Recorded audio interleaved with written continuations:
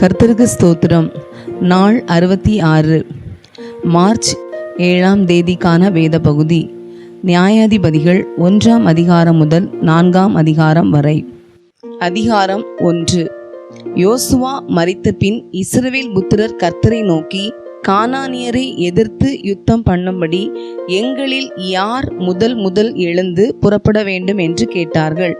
அதற்கு கர்த்தர், யூதா எழுந்து புறப்பட கடவன், இதோ அந்த தேசத்தை அவன் கையிலே ஒப்பு கொடுத்தேன் என்றார். அப்பொழுது யூதா தன் சகோதரனாகி சிமியோனை நோக்கி, நாம் கானானியரோடே யுத்தம் பண்ண நீ என் சுதந்திர பங்கு வீதத்தில் என்னோடே கூட எழுந்து வா, உன் சுதந்திர பங்கு வீதத்தில் நானும் உன்னோடு கூட வருவேன் என்றான். அப்படியே சிமியோன் அவனோடே கூட போனான். யூதா எழுந்து போன போது கர்த்தர் கானானியரையும் பெரிசியரையும் அவர்கள் கையிலே ஒப்பு கொடுத்தார். அவர்கள் பேசேக்கிலே 10,000 பேரை வெட்டினார்கள்.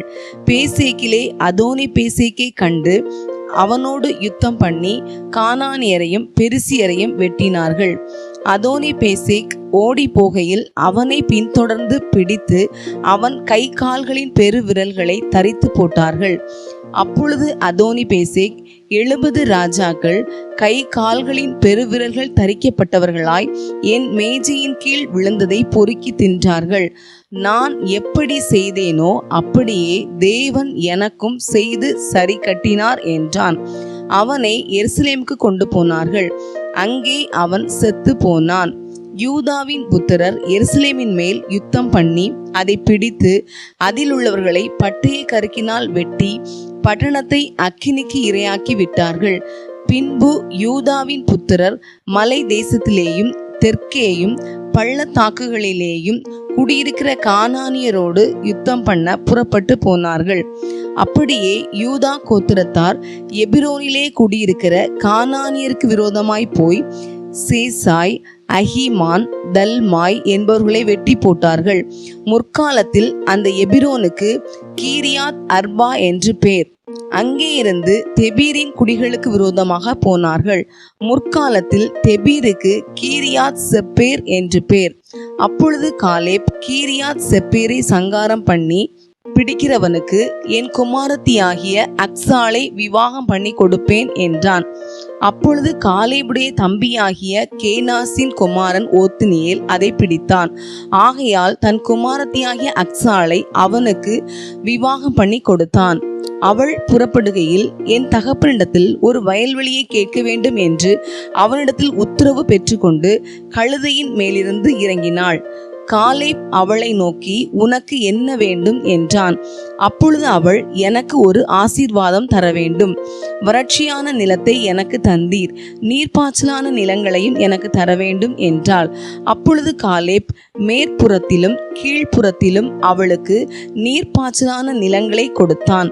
மோசேயின் மாமனாகிய கேனியனின் புத்திரரும் யூதாவின் புத்திரரோடு கூட பேரீட்ச மரங்களின் பட்டணத்திலிருந்து ஆராத்திற்கு தெற்கே இருக்கிற யூதாவின் வனாந்திரத்திற்கு வந்து ஜனங்களோடே குடியேறினார்கள். யூதா தன் சகோதரனாகிய சிமியோனோடு கூட போனான். அவர்கள் சேப்பாத்தில் குடியிருக்கிற கானானியரை முறிய அடித்து அதை சங்காரம் பண்ணி அந்த பட்டணத்திற்கு ஓர்மா என்று பெயரிட்டார்கள். யூதா காசாவையும் அதன் எல்லையையும், அஸ்கலோனையும் அதன் எல்லையையும், எக்ரோனையும் அதன் எல்லையையும் பிடித்தான். கர்த்தர் யூதாவோடு கூட இருந்ததினால் மலை தேசத்தாரை துரத்தி விட்டார்கள். பள்ளத்தாக்கின் குடிகளுக்கு இரும்பு ரதங்கள் இருந்தபடியினால் அவர்களை துரத்த கூடாமற் போயிற்று. மோசே சொன்னபடியே எபிரோனை காலேபுக்கு கொடுத்தார்கள். அவன் அதிலிருந்த ஏனாக்கின் 3 குமாரரையும் துரத்தி விட்டான். பென்யமீன் புத்திரர் எருசலேமிலே குடியிருந்த எபூசியரையும் துரத்திவிடவில்லை.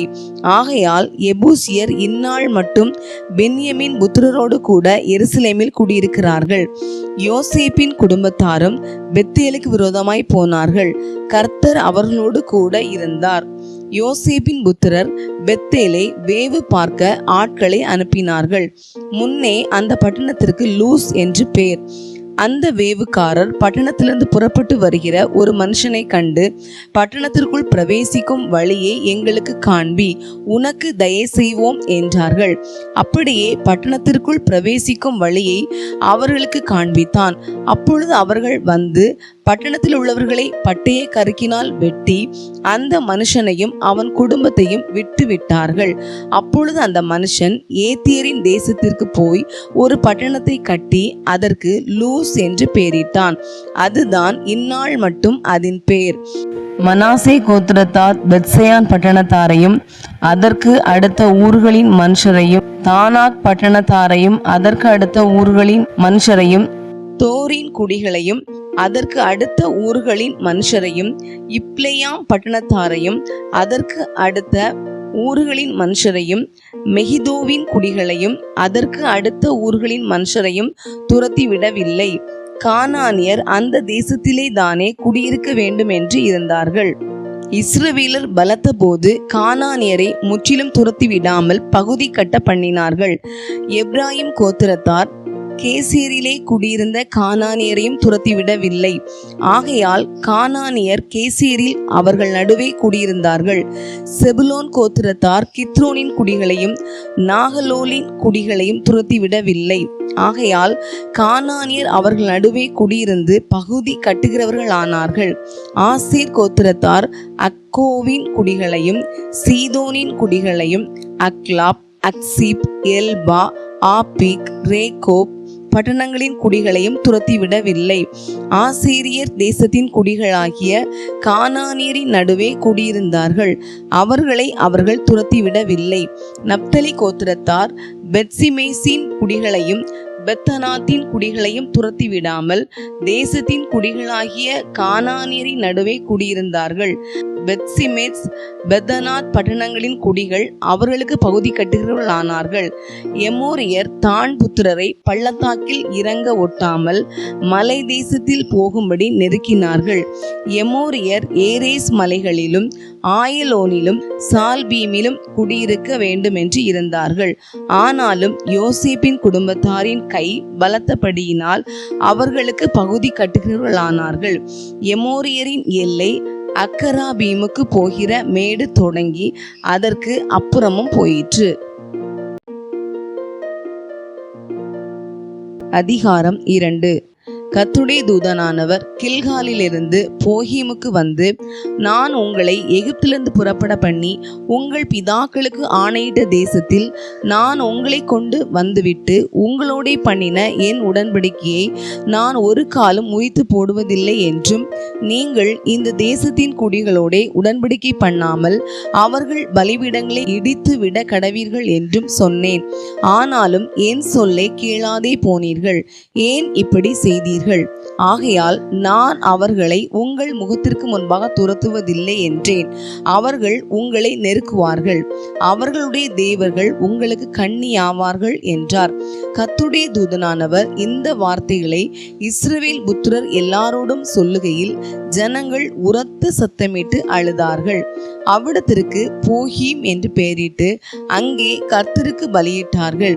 யோசுவா இஸ்ரவேல் புத்திரராகிய ஜனங்களை அனுப்பிவிட்ட போது அவர்கள் தேசத்தை சுதந்திரித்துக் கொள்ள அவரவர் தங்கள் தங்கள் சுதந்திர விதத்திற்கு போனார்கள். யோசுவாவின் சகல நாட்களிலும் கர்த்தர் இஸ்ரவேலுக்காக செய்த அவருடைய பெரிய கிரியைகளை எல்லாம் கண்டவர்களும் யோசுவாவுக்கு பின்பு உயிரோடு இருந்தவர்களுமாகிய மூப்பரின் சகல நாட்களிலும் ஜனங்கள் கர்த்தரை சேவித்தார்கள். நூனின் குமாரனாகிய யோசுவா என்னும் கர்த்தரின் ஊழியக்காரன் 110 வயதுள்ளவனாய் மரணம் அடைந்தான். அவனை எப்ராயிமின் மலை தேசத்தில் உள்ள காயாஸ் மலைக்கு வடக்கே இருக்கிற அவனுடைய சுதந்திரத்தின் எல்லையாகிய திம்னாத் ஏரேசிலே அடக்கம் பண்ணினார்கள். அக்காலத்தில் இருந்த அந்த சந்ததியார் எல்லாரும் தங்கள் பிதாக்களுடன் சேர்க்கப்பட்ட பின்பு கர்த்தரையும் அவர் இஸ்ரவேலுக்காக செய்த கிரியையையும் அறியாத வேறொரு சந்ததி அவர்களுக்கு பின் எழும்பிற்று. அப்பொழுது இஸ்ரவேல் புத்திரர் கர்த்தரின் பார்வைக்கு பொல்லாப்பானதை செய்து பாகால்களை சேவித்து தங்கள் பிதாக்களை எகிப்து தேசத்திலிருந்து புறப்பட பண்ணின அவர்களுடைய தேவனாகிய கர்த்தரை விட்டு தங்களை சுற்றிலும் இருக்கிற ஜனங்களுடைய தேவர்களாகிய அந்நிய தேவர்களை பின்பற்றி போய் அவர்களை பணிந்து கொண்டு கர்த்தருக்கு கோபம் மூட்டினார்கள். அவர்கள் கர்த்தரை விட்டு பாகாலையும் அஸ்தரோத்தையும் சேவித்தார்கள். அப்பொழுது கர்த்தர் இஸ்ரவேலின் மேல் கோபம் உண்டவராகி அவர்கள் அப்புறம் தங்கள் சத்துருக்களுக்கு முன்பாக நிற்க கூடாதபடி கொள்ளையிடுகிற கொள்ளைக்காரர் கையில் அவர்களை ஒப்பு கொடுத்து அவர்களை சுற்றிலும் இருக்கிற அவர்கள் பகைஞரின் கையிலே விற்று போட்டார். கர்த்தர் சொல்லியபடியும் கர்த்தர் அவர்களுக்கு ஆணையிட்டிருந்தபடியும் அவர்கள் புறப்பட்டு போகிற இடமெல்லாம் கர்த்தருடைய கை தீமைக்கென்றே அவர்களுக்கு விரோதமாய் இருந்தது. மிகவும் நெருக்கப்பட்டார்கள். கர்த்தர் நியாயாதிபதிகளை எழும்ப பண்ணினார். அவர்கள் கொள்ளையிடுகிறவர்களின் கைக்கு அவர்களை நீங்களாக்கி ரட்சித்தார்கள். அவர்கள் தங்கள் நியாயாதிபதிகளின் சொல்லை கேளாமல் அந்நிய தேவர்களை பின்பற்றி சோரம் போய் அவைகளை பணிந்து கொண்டார்கள். தங்கள் பிதாக்கள் கர்த்தரின் கற்பனைகளுக்கு கீழ்ப்படிந்து நடந்த வழியை அவர்கள் சீக்கிரமாய் விட்டு விலகி அவர்கள் செய்தபடி செய்யாமற் போனார்கள். கர்த்தர் அவர்களுக்கு நியாயாதிபதிகளை எழும்ப பண்ணுகிற போது கர்த்தர் நியாயாதிபதியோடே கூட இருந்து அந்த நியாயாதிபதியின் நாட்களில் எல்லாம் அவர்கள் சத்துருக்களின் கைக்கு அவர்களை நீங்களாக்கி ரட்சித்து வருவார். அவர்கள் தங்களை இறுக பிடித்து ஒடுக்குகிறவர்களின் நிமித்தம் தவிக்கிறதினாலே கர்த்தர் மனஸ்தாபப்படுவார். நியாயாதிபதி மரணமடைந்த உடனே அவர்கள் திரும்பி அந்நிய தேவர்களை பின்பற்றவும் சேவிக்கவும் பணிந்து கொள்ளவும் தங்கள் பிதாக்களை பார்க்கிலும் கேடாய் நடந்து தங்கள் கிருத்தியங்களையும் தங்கள் முரட்டாட்டமான வழியையும் விடாதிருப்பார்கள். ஆகையால் கர்த்தர் இஸ்ரவேலின் மேல் கோபம் மூண்டவராகி இந்த ஜனங்கள் தங்கள் பிதாக்களுக்கு நான் கற்பித்த என் உடன்படிக்கையை மீறி என் சொல்லை கேளாதே போனபடியால் யோசுவா மரித்து பின் வைத்து போன ஜாதிகளில் ஒருவரையும் நான் இனி அவர்களுக்கு முன்பாக துரத்தி விடாதிருப்பேன். அவர்கள் பிதாக்கள் கர்த்தரின் வழியை கவனித்தது போல அவர்கள் அதிலே நடக்கும்படிக்கு அதை கவனிப்பார்களோ இல்லையோ என்று அவர்களை கொண்டு இஸ்ரவேலை சோதிப்பதற்காக அப்படி செய்வேன் என்றார். அதற்காக கர்த்தர் அந்த ஜாதிகளை யோசுவாவின் கையில் ஒப்பு கொடாமலும் அவைகளை சீக்கிரமாய் துரத்தி விடாமலும் விட்டு வைத்தார். அதிகாரம் 3. கானான் தேசத்தில் நடந்த சகல யுத்தங்களையும் அறியாதிருந்த இஸ்ரவேலராகிய அனைவரையும் சோதிப்பதற்காகவும் இஸ்ரவேல் புத்திரரின் சந்ததியாரும் அதற்கு முன் யுத்தம் செய்ய அறியாதிருந்தவர்களும் அவைகளை அறியும்படி பழக்குவிப்பதற்காகவும் கர்த்தர் விட்டு வைத்த ஜாதிகள் யாரென்றால் பெலிஸ்தரின் 5 அதிபதிகளும் சகல கானானியரும் சீதோனியரும் பாகால் எர்மோன் துவக்கி ஆமாத்திற்குள் பிரவேசிக்கும் வரைக்கும் லீபனோனின் மலைகளிலே குடியிருக்கிற ஏவியருமே. கர்த்தர் மோசையை கொண்டு தங்கள் பிதாக்களுக்கு விதித்த கற்பனைகளுக்கு இஸ்ரவேலர் கீழ்ப்படிவார்களோ என்று அறியும்படி இஸ்ரவேலரை அவர்களாலே சோதிப்பதற்காக அவர்கள் விடப்பட்டிருந்தார்கள். இப்படி இஸ்ரவேல் புத்திரர் கானானியர், ஏத்தியர், எமோரியர், பெரிசியர், ஏவியர், எபூசியர் ஆகிய இவர்கள் நடுவே குடியிருந்து அவர்களுடைய குமாரத்திகளை விவாகம் பண்ணி தங்களுடைய குமாரத்திகளை அவர்கள் குமாரருக்கு கொடுத்து அவர்கள் தேவர்களை சேவித்தார்கள். இப்படி இஸ்ரவேல் புத்திரர் கர்த்தரின் பார்வைக்கு பொல்லாப்பானதை செய்து தங்கள் தேவனாகிய கர்த்தரை மறந்து பாகால்களையும் தோப்பு விக்கிரகங்களையும் சேவிக்கிற போது கர்த்தர் இஸ்ரவேலின் மேல் கோபம் உண்டவராகி அவர்களை மெசொப்பொத்தாமியாவின் ராஜாவாகிய கூஷான் ரிஷதாயிமின் கையிலே விற்று போட்டார். இப்படியே இஸ்ரவேல் புத்திரர் கூஷான் ரிஷதாயிமை 8 வருஷம் சேவித்தார்கள். இஸ்ரவேல் புத்திரர் கர்த்தரை நோக்கி கூப்பிட்ட போது கர்த்தர் இஸ்ரவேல் புத்திரரை ரட்சிக்கும்படி காலேபின் தம்பியான கேனாசுடைய குமாரனாகிய ஓத்னியேல் என்னும் ஒரு இரட்சகனை அவர்களுக்கு எழும்ப பண்ணினார். அவன் மேல் கர்த்தருடைய ஆவி வந்திருந்ததினால் அவன் இஸ்ரவேலை நியாயம் விசாரித்து யுத்தம் பண்ண புறப்பட்டான். கர்த்தர் மெசொப்பொத்தாமின் ராஜாவாகிய கூஷான் ரிஷதாயிமை அவன் கையிலே ஒப்பு கொடுத்தார். ஆகையால் அவன் கை கூஷான் ரிஷதாயிமின் மேல் பலம் கொண்டது. தேசம் 40 வருஷம் அமைதலாயிருந்தது. கேனாசின் குமாரனாகிய ஓத்னியேல் மரணம் அடைந்தான். இஸ்ரவேல் புத்திரர் மறுபடியும் கர்த்தரின் பார்வைக்கு பொல்லாப்பானதை செய்தார்கள். அவர்கள் கர்த்தரின் பார்வைக்கு பொல்லாப்பானதை செய்தபடியால் கர்த்தர் எக்லோன் என்னும் மோவாபின் ராஜாவை இஸ்ரவேலுக்கு விரோதமாய் பலக்க பண்ணினார். அவன் அம்மோன் புத்திரரையும் அமலேக்கியரையும் கூட்டிக் கொண்டு வந்து இஸ்ரவேலை முறிய அடித்தான். பேரீட்ச மரங்களின் பட்டணத்தையும் பிடித்தான். இப்படியே இஸ்ரவேல் புத்திரர் எக்லோன் என்னும் மோவாபின் ராஜாவை 18 வருஷம் சேவித்தார்கள். இஸ்ரவேல் புத்திரர் கர்த்தரை நோக்கி கூப்பிட்ட போது கர்த்தர் அவர்களுக்கு பென்யமீன் கோத்திரத்தானாகிய கேராவின் மகன் ஏகூத் என்னும் இரட்சகனை எழும்ப பண்ணினார். அவன் இடது கை பழக்கமுள்ளவனாயிருந்தான். அவன் கையிலே இஸ்ரவேல் புத்திரர் மோவாபின் ராஜாவாகிய எக்லோனுக்கு காணிக்கை அனுப்பினார்கள். ஏகூத் இருபுறமும் கருக்கும் ஒரு முழ நீளமுமான ஒரு கத்தியை உண்டு பண்ணி அதை தன் வஸ்திரத்துக்குள்ளே தன் வலதுபுறத்து இடுப்பிலே கட்டி கொண்டு காணிக்கையை மோவாபின் ராஜாவாகிய எக்லோனுக்கு செலுத்தினான். எக்லோன் மிகவும் ஸ்தூலித்த மனுஷனாயிருந்தான். அவன் காணிக்கையை செலுத்தி தீர்ந்த பின்பு காணிக்கையை சுமந்து வந்த ஜனங்களை அனுப்பிவிட்டான். அவனோ கில்காலில் உள்ள சிலைகள் இருக்கும் இடத்திலிருந்து திரும்பி வந்து, ராஜாவே, உம்மிடத்தில் சொல்ல வேண்டிய இரகசியமான ஒரு வார்த்தை உண்டு என்றான். அதற்கு அவன் பொறு என்றான். அப்பொழுது அவனிடத்தில் நின்ற யாவரும் அவனை விட்டு வெளியே போய்விட்டார்கள். ஏகூத் அவன் கிட்டே போனான். அவனோ தனக்கு தனிப்புற இருந்த குளிர்ச்சியான அறை வீட்டில் உட்கார்ந்திருந்தான். அப்பொழுது ஏகூத், உம்மிடத்தில் சொல்ல வேண்டிய தேவ வாக்கு எனக்கு உண்டு என்றான். அவன் தன் ஆசனத்திலிருந்து எழுந்திருந்தான். உடனே ஏகூத் தன் இடது கையை நீட்டி தன் வலதுபுறத்து இடுப்பிலே கட்டியிருந்த கத்தியை உருவி அதை அவன் வயிற்றிற்குள் பாய்ச்சினான். அலகோடே கூட கைப்பிடியும் உள்ளே புகுந்தது. அவனுடைய வயிற்றிற்குள் போன கத்தியை இவன் இழுக்க கூடாதபடிக்கு நிணம் அலகை சுற்றி கொண்டடைத்தது. அது பின்புறத்திலே புறப்பட்டது. ஏகூத் புறப்பட்டு அறை வீட்டின் கதவை சாத்தி பூட்டி போட்டு கொல்லு கூடத்தின் வழியாய் போய்விட்டான். அவன் போன பின்பு ஊழியக்காரர் வந்து பார்த்தார்கள். இதோ அறை வீட்டின் கதவு பூட்டியிருந்தது. ஆகையால் அவர் அந்த குளிர்ச்சியான அறையிலே மல ஜலாதிக்கிருக்கிறாராக்கும் என்றார்கள். அவர்கள் சலித்து போக மட்டும் காத்திருந்தார்கள். அவன் அறை வீட்டின் கதவை திறக்கவில்லை.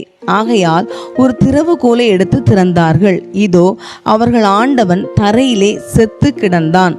அவர்கள் தாமதித்து கொண்டிருந்த போது ஏகூத் ஓடி போய் சிலைகள் உள்ள இடத்தை கடந்து சேயீராத்தை சேர்ந்து தப்பினான்.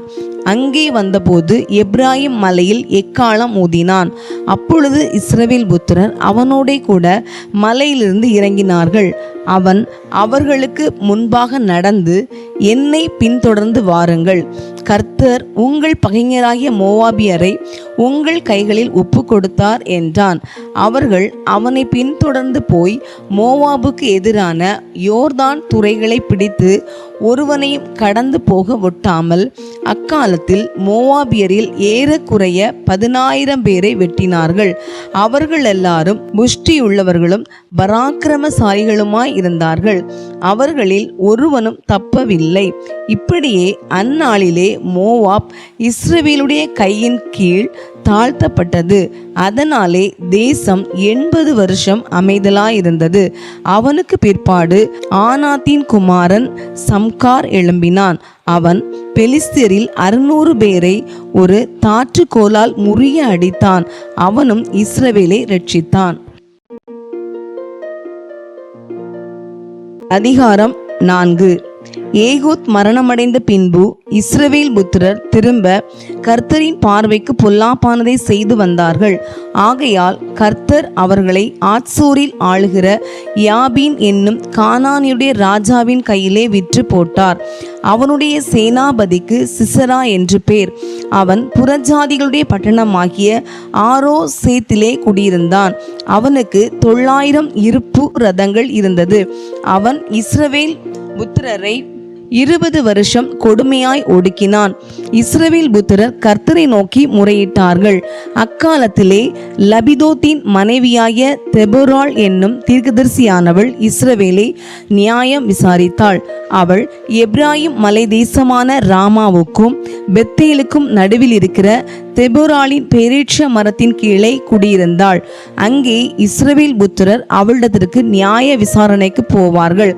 அவள் நப்தலில் உள்ள கேதேசில் இருக்கிற அபினோகாமின் குமாரன் பாராக்கை வரவழைத்து, நீ நப்தலி புத்திரரிலும் செபுலோன் புத்திரரிலும் 10,000 பேரை கூட்டிக் கொண்டு தாபோர் மலைக்கு போக கடவாய் என்றும், நான் யாபீனின் சேனாபதியாகிய சிசராவையும் அவன் ரதங்களையும் அவன் சேனையையும் கீசோன் பள்ளத்தாக்கிலே உன்னிடத்திற்கு வர இழுத்து அவனை உன் கையில் ஒப்பு கொடுப்பேன் என்றும் இஸ்ரவேலின் தேவனாகிய கர்த்தர் உனக்கு கட்டளையிடவில்லையா என்றாள்.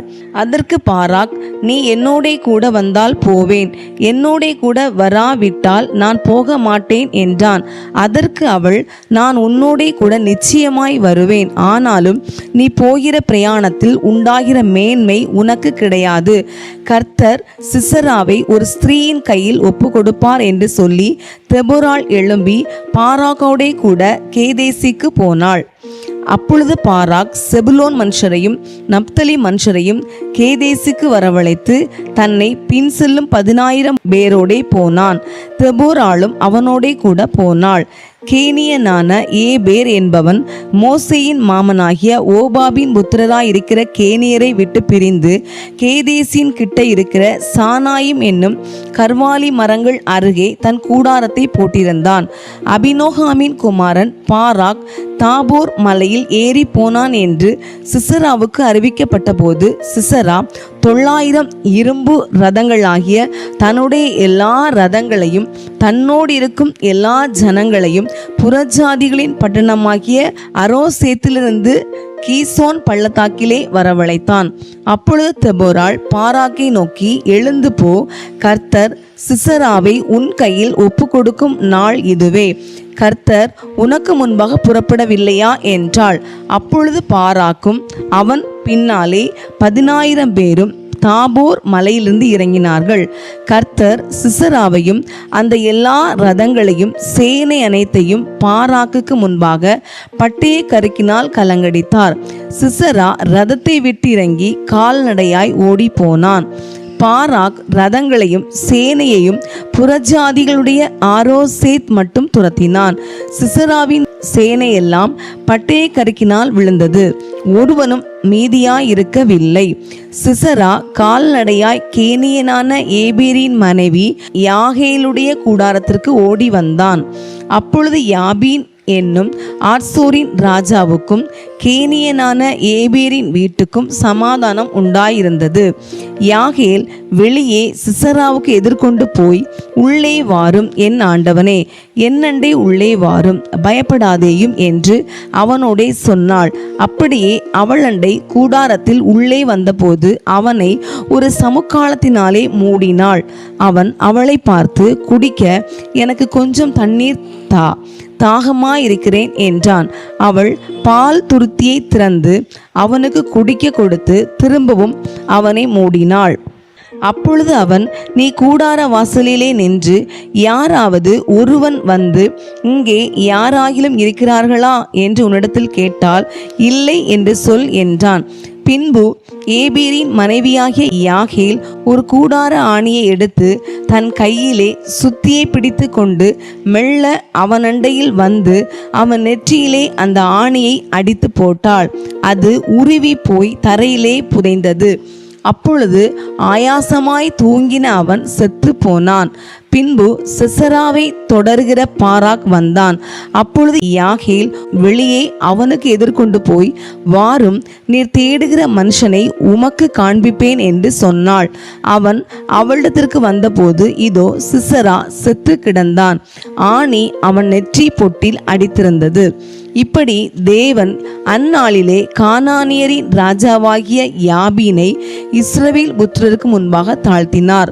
இஸ்ரவேல் புத்திரரின் கை கானானியரின் ராஜாவாகிய யாபீனை நிர்மூலமாக்க மட்டும் அவன் மேல் பலத்து கொண்டே இருந்தது. இன்றைய நாளுக்கான வேத பகுதி வாசித்து முடிந்தாயிற்று. தேவனுக்கே மகிமை உண்டாவதாக. ஆமேன். இன்றைய நாளின் வேத பகுதியிலிருந்து ஒரு கேள்வி. கூடார ஆணியால் நெற்றியிலே அடித்து கொல்லப்பட்டவன் யார்? இன்றைய நாளுக்கான வாக்குத்தத்தம் வெளிப்படுத்தல் 2ஆம் அதிகாரம் 7ஆம் வசனம். ஜெயங்கொள்கிறவன் எவனோ அவனுக்கு தேவனுடைய பரதீசின் மத்தியில் இருக்கிற ஜீவவிருட்சத்தின் கனியை புசிக்க கொடுப்பேன். இந்த வாக்குத்தத்தத்தின்படி தேவன் தாமே நம் ஒவ்வொருவரையும் ஆசீர்வதிப்பாராக. ஆமேன்.